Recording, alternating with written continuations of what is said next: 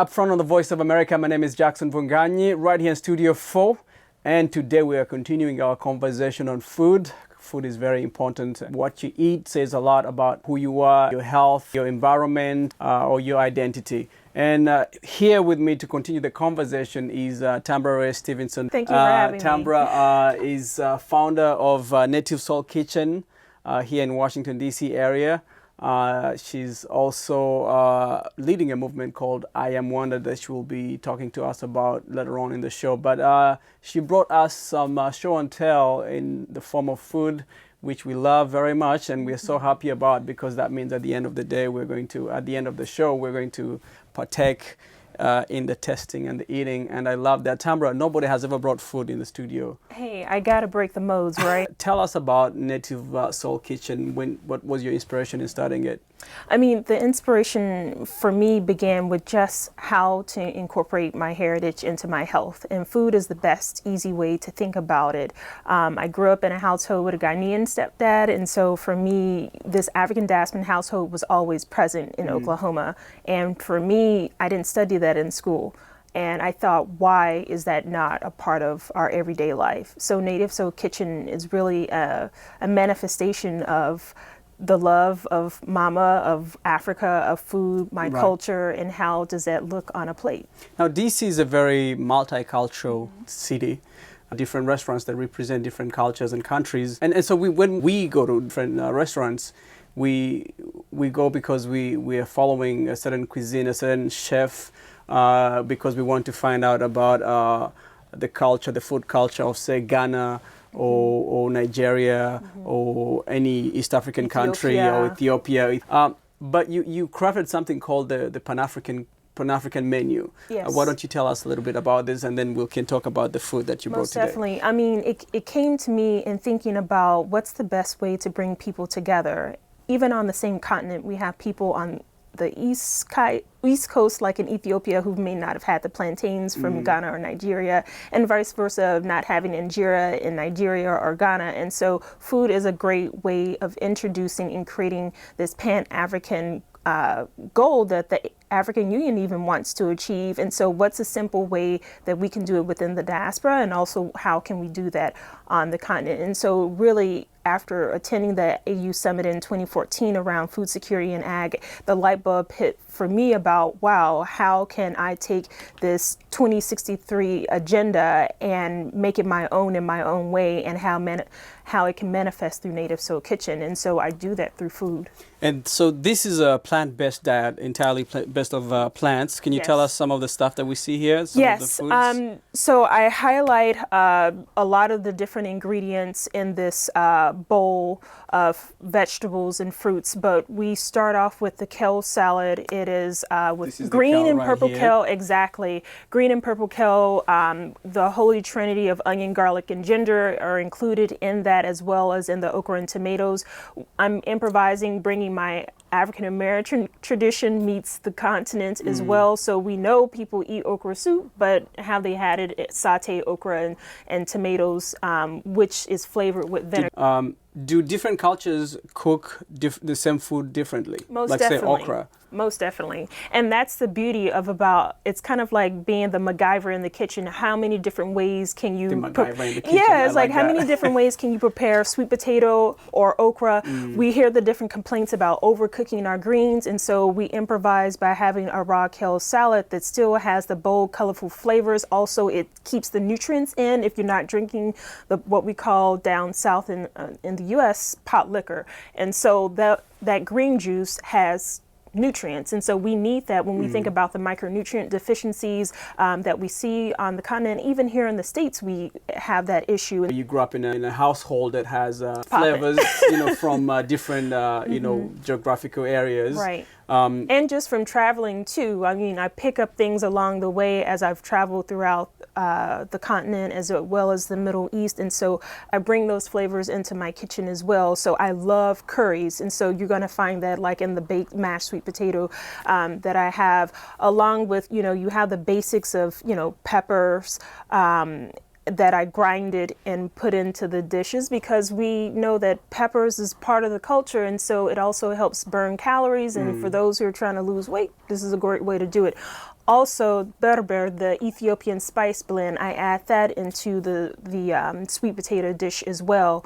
And so the okra and tomatoes, I was very delicate in seasoning them because vinegars and lemon add an acidity to it that creates its own flavor profile. Right. So you don't want to overpower it by putting I'm not trying to create hypertension, right? So we can reduce the salt and the pepper by adding fresh green pepper blended with a little bit of vinegar, and it can go a long way. And now, it has its own. Is this something that you've documented? Was this a try and error for you? And after you documented it somewhere that, you know, when you're cooking, you're looking at a piece of paper and say, No.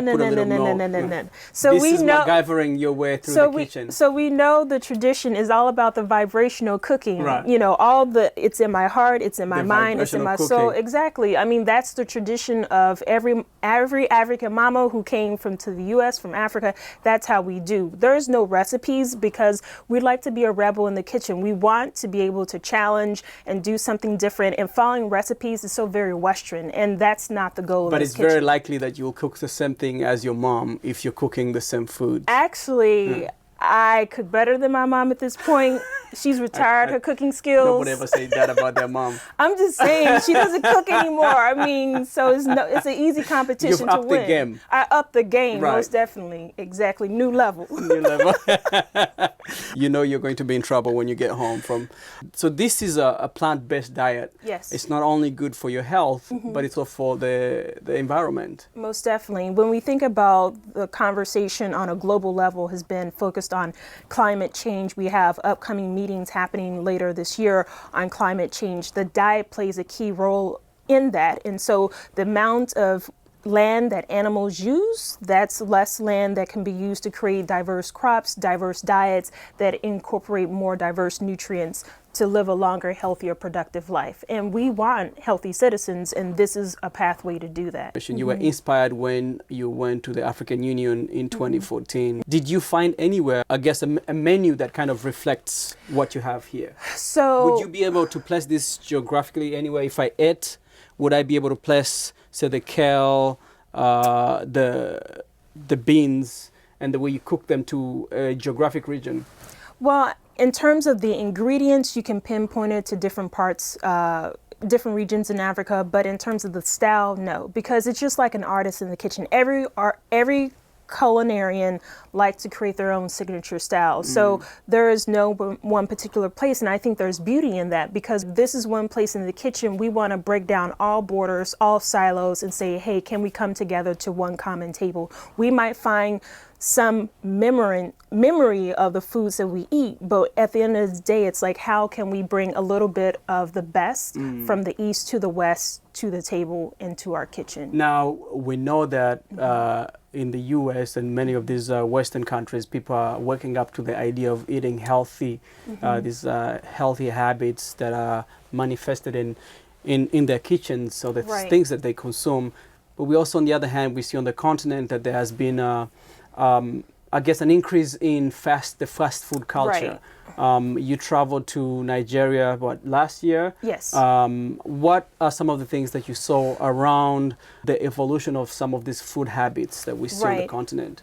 So one of the things that I definitely saw was a lot of soft minerals, is what they call soda or pop that we call in the States. And so when we think about displacing that compared to the hibiscus that is grown commonly in the north, which they call it zobo, zoborando, which I have here on the table as well, we think about that displaces local food economy. Also, it displaces our health. And so the jamita bread, the white bread, also was something that I saw commonly there, along with the noodles. I know it can be controversial talking about someone's noodles, but you can make that healthy by adding other vegetables into it. But most people don't. I saw in the IDB camp a little baby just eating the raw noodles out of the packet. Like, that broke my heart, and it made me say, before I leave Abuja, I need to see them eating a proper, diverse meal. And so we got a group of women to prepare. It's hard, though, to talk about healthy food Most in in a situation of that nature, right? Most definitely, and that's the reason why, I created Wanda, why we've teamed up with local women groups who are volunteering like unsung heroes to these camps to help create more nutritious diets for the population. Which then brings us to I Am Wanda, this Right. movement that you're spearheading. Why don't you tell us about what I Am Wanda is? So I created Wanda really from my travels on the continent and being able to do nutrition lectures through Native Soul Kitchen, and realized that we're meeting people, particularly medical students like in Ghana, who never thought nutrition was even a career. That was the same case for me when I was in school as well. I was first generation college kid. I didn't even know there's something more than Betty Crocker. You don't think that food will be part of your future like you just eat it. professional Exactly. Like you make money doing endeavors? this. Yes. Exactly. And so it's like, yeah, everybody got to eat. There can be a job for this. You know, no one thought you can make a food mobile app like 30 years ago, but people are making money off of it. Absolutely. So that's the whole idea, is how do you forge opportunity with innovation in the food system, and why can we not have women and girls at the seat of the table of that co-creation process? And so Wanda is all about how do we educate, advocate, innovate 1 million women and girls on the continent and the diaspora to be able to see food, ag, and nutrition as a pathway of leadership opportunities, and bringing around healthy communities and healthy selves. Most definitely, the health and wealth is naturally connected together. When we go and send kids off to private schools, but they eat junk food, they might be a great leader, but they're dead before the age of 40. Right. Who benefits from that when so much money was invested in them? And so I've seen those types of kids who've gone off to private school in Nigeria, and it's just like, this is not good. We have to also create healthy readers, leaders, and eaters. And that's why Wanda is very instrumental, why we created the new Where is Wanda children's book, to be able to inspire girls to be the Dora the Explorer of Africa meets Doc McStuffins of nutrition. And it's really about creating this first girl character that hasn't been done before. When we think about cartoon characters like Tintin, who discovered Congo, like the imagery is very off. Absolutely. And we need to put imagery that's more positive and empowering, and little Wanda does that through her magic apron, traveling, hopping to different countries, learning the language, the culture, the community, their food, and also the female farmers that are making an impact in those communities. Those are our hidden figures in the food system that we need to highlight and honor, and create a pipeline and a platform for more to come down the road. Now, we've seen an increase or growth in the African middle class. People eat differently based on their classes. How do you teach a kid how to be a healthy eater based on their access to food? I mean, so if we take one case study, so there was a little boy who's in private boarding school, and his mom wasn't there to cook, and so all he had was just access to the fast food, in the country. Right. And so, and also think about it, that fast food is not a bad thing. It's not looked at as a bad thing. It's about a balance, right? It's a class thing. It is a class thing. It's a social status thing. Right, it's a social status thing.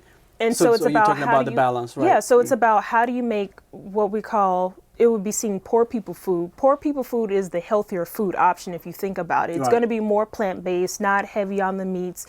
It's going to be more greens and beans based, which is key in getting the fiber that we need. So it's really about how do we align that star power that we see coming out of Niger and align it with poor people food and make it cool again. And so it's our way in how we do it through the Wanda book series. We're only promoting plants. We're not ever going to be like promoting like, yeah, get a nice chopped steak. It's not going to happen, because we understand the importance of diverse diets and the need to have more greens, beans, vegetables, and protein that aren't always coming from an animal. And so that cool factor is so critically important. It's the same issue whether you go to Jamaica, to America, and now it's hit Africa. And we need to bring that kind of star power, that TV element to the conversation. And how do we make it cool? Yeah, to eat it's healthy. all about exactly. And so we're only doing it in our own way through this character. So she's in English, and in Hausa, in this first copy, she travels to Nigeria, but we know we got to hit up East Africa, Kenya in particular. Right. I got about 10 invitations from Kenya alone. And so having that connecting of a character who you have a girl become this, superpower that her mom and other people may not think she has this power, and all of a sudden through her Nana's apron, she has this power to make a difference in her community. And I think that's a very motivational thing for any kid, whether it's a boy or a girl, to say like, wow, I can put on this like and be like a new a young superheroine. Yeah, be the MacGyver in the kitchen. Right. And what language is this in? So that's in Hausa, actually. Hausa. So okay. And it's already published. Yes, people are exactly. studying. It's available for people to buy. And you're going to publish this in different languages? Exactly. Different languages highlighting different regions, different foods, and different farmers from those local communities. I guess I Am Wanda is a little Pan-Africanist too. Most definitely. You see her little Ankara skirt? Right. That's all. I mean, she's all about her divine feminine power, her culture, and her food ways. Like, It's beautiful. that's what gives her power. And her father, in the book, reminds her about that. You got to go back to your roots. And where would people find this if they wanted to get a copy? They can definitely contact us through iamwanda.org. We have it in local stores here in the DC area, but we look to have it in more places. So if anyone's interested in distributing the books, contact us at hello@iamwanda.org. And we're on Facebook, Twitter, IG, and check us out. You brought some drinks too. All right, and then what we is have this? We have the hibiscus. So Mrs. Garba out of Kano, she actually gave me a bag of hibiscus flowers, so the roselle. So I made some for you to try, and we sweetened it with fresh fruits like pineapple, strawberries, coconut sugar. water, a little bit of brown sugar, but definitely no white sugar. Okay. And then next to it, we have the original vitamin water, which we have the mango, the watermelon, and fresh mint will help you hydrate. It's not the one you find in bottles No. Okay. Made it fresh. Let's talk about how you prepared these foods. Yes. You have a kale salad right here with the little banana, crunchy Plantain banana chips on top. How did you prepare this, and why is this any different from, say, a kale salad that I would buy at a restaurant on the street? Anywhere. just like the jollof rice situation. Shut it down. I'm sorry, because I try to play that game like go and eat somebody else's kale salad. Right. That was not happening. This is it right here. This is where it's at. Most definitely. And so most definitely try. So we have, finely chopped, not putting a full leaf into your mouth, right. Of green and purple kale salad.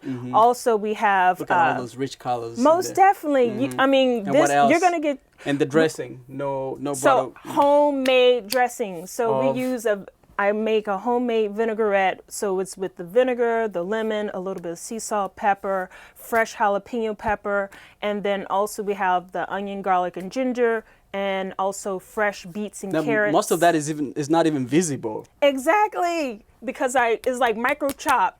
I put a lot of love into that. How long? It doesn't matter, because when I show my love through my food, time doesn't matter. Can I partake? Most definitely. Flavors be popping. Just the flavor. It's really good. Thank you. This is really good. You have to try the sweet potatoes. Okay, we'll get to that yet. But so what's up with the little crunchy because plantain? I'm all about texture. I'm all about texture, and we have a very textured salad there. And so the plantains is really just my response to the nacho chips you see on topping Southwest salads. I'm like, you know what? We're gonna bring in a little African element here and put in a chop. Sir. This is the African flavor. Exactly. So I didn't want to go too hard, because when I have my salad, I'm like, it's looking like snowflakes all over the place, like plantain snowflakes, because I really love crunch and flavor into it, and it just adds for a nice colorful element. So anyone who's like a culinary artist, like food is a great way to like paint your plate like a canvas. Now you said earlier that this is not something that you have documented anywhere, but then somebody will watch this and listen to you talk and say, I want to make something of this nature. Where would they find the literature? Well, we have nativesol.com, so they can go to nativsol.com. Hit me up. We do have a menu of what we offer. All right, so let's go to the middle plate right here. Yeah, try the okra tomatoes and the sweet potatoes, because it's called the okra tomatoes. Sautéed okra and tomatoes. Okay, so how did you make this? So, as it says, sautéed. So I got my old iron black pan, and I oiled it, and then sauteed with onion, garlic, and ginger. Add the okra and then also tomatoes, and it's flavored mostly with vinegar, salt, and pepper. You could add these into here too, right? Most definitely. I actually did add some black eyed peas into the salad as well, because beans is a good source of protein. Beans and grains together make a complete protein. So most definitely, you can just add the beans in the salad and keep it moving. And there's a sequence to this, you know, it's like the onions, the garlic, the ginger, then the okra, then the tomatoes. Because you don't want to overcook it. Exactly. You don't want like soggy. That's to maintain a little crunchiness to it. Most definitely. Because that's when it still preserves the nutrients in exactly. And when you cook in iron skillets, it picks up the little bit of iron into the meal as well. Which is a good thing? It's a good thing. We need iron. Think about women with anemia. Got you. Exactly. That's why I love my iron skillets. And then sweet potatoes. We got the potatoes. I love exactly, potatoes. Because this is important. These are mashed potatoes. Mashed. But it doesn't look like it's only mashed potatoes. It feels like this. It looks like there's something else in there. Because the skin is in. Your black is beautiful, boo. So we had to add the skin too. Skin has also its nutrition. Your skin is in, literally and figuratively and nutritionally. Exactly. It's damn Tambra. I mean, it's the fiber that you need. Think about most people when they can't. Can I try this? Yeah, go ahead. Don't stop. Keep talking. Yes. Yeah. So, when people have sweet potatoes, at least in the States, like they add sugar and all that stuff. It's like, no, if you cook it into the skin, if you bake it for like an hour at 400 degrees, it's going has enough sweetness. It's going to caramelize. Exactly. And so it's going to cook so delicately that when you take it out, I take my cleaver, chop, chop, chop, chop, chop. I don't even have to put it in the blender. I just mash, just chopping it up back and forth, back and forth. Next thing you know, I'm sprinkling it like Salt Bae. Exactly. I like that. And I got my Berber popping, my salt, my pepper, my curries, and my lemon, and it's banging. And then you top it off with a little cashew, because, I mean, it's all about the crunch. The crunch gives it character, I guess, you know, when you're eating it. Exactly, like a strong backbone, like I like my men. No. Okay. It's hard to feed a young kid on a primarily healthy diet.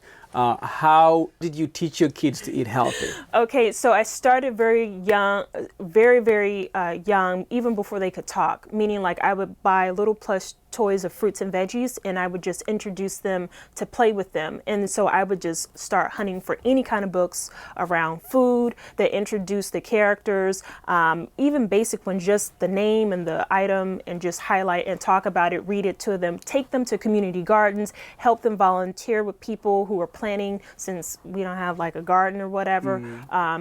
At our place. So venturing out to farms was very important, and then taking them to the local African restaurants. So if they want to have a taste of Kenya, I would take them up to Swahili Village. If we want to taste of Ghana, I would take them to Apio. If they want to taste of Nigeria, I go to Zion Kitchen. These and are so local it was really African restaurants here in the Washington, traveling D.C. area. the food landscape. I can't take you to Africa because it's a nice little price tag for all of us, but I'll take you to the exactly. So I can at least do that. Which is a good way to introduce somebody to a culture is through the food that that is prepared in that region. So, and role modeling that and introducing that, and then sharing that and getting them hands-on involved in the kitchen doing that as well is really important. That's how they learn by doing. Now, when you travel to Nigeria, what were some of the spices that were common in the kitchen? So for me, the spices are really important. Like I said, I love supporting and using spices coming from different countries. Like I said, like the curries, the Berbers,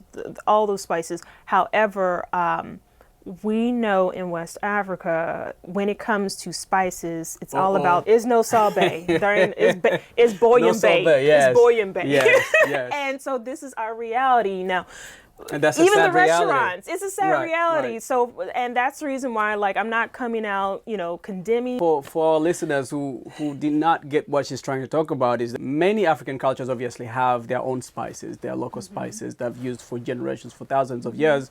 But over the last 20, 30, 40 years, we've seen food companies bringing in these different spices like Maggi. Exactly. The cube, and then the cube. What's Nor, the other? Jumbo. Right. And they have the slick advertisements. You can't be a woman without it. Their spices, their traditional spices. Exactly. It's because it's easy. It's like the fufu in the box. So Nobody there's a wants to go laziness, I pounding. guess you're saying. It's the convenient culture The convenient that America culture. has introduced I to guess the rest that's of the another way world. to put it. It's the euphemism, most definitely. It's the convenient culture. But how do you discourage somebody who says? But you know what? You know, the beauty is when we think about some of the hot pepper spices that are being created, like Essie spices and so many more, there is a new... Shout out to Essie Spices, by the way. Exactly. So she's a Wonder Woman. So for me, it's really important to highlight there are new up-and-coming food entrepreneurs who are looking to change the game and introduce and bring us back home into our pre-colonial food ways, if you can say it that way. And I think it's really important to recognize that as we're making advances and creating this convenience, what are we losing in the process of that? And it's really important to create that balance about, like, am I sacrificing my health over it? Am I improving my economies over it? So that's why I say it's a balanced game between health and wealth. One can't be good without the other. Right. You need both. Balance is very important. And Yes. with that, we come to the end. Tambra Raye Stevenson of I Am Wanda. You can find her book online. Yeah, IamWanda.org. IamWanda.org. And I guess you also have the recipes written Yeah. on Native Soul Kitchen. Well, we need to make a cookbook. That's going to be the next book, so I can that's come the next back. big project. Exactly. I want it. Exactly. But thank you very much for coming into it. And thank you very much for bringing the food, this Most delicious definitely. food that will not leave the studio. Tambra, thank you very much again. My pleasure. Thank you.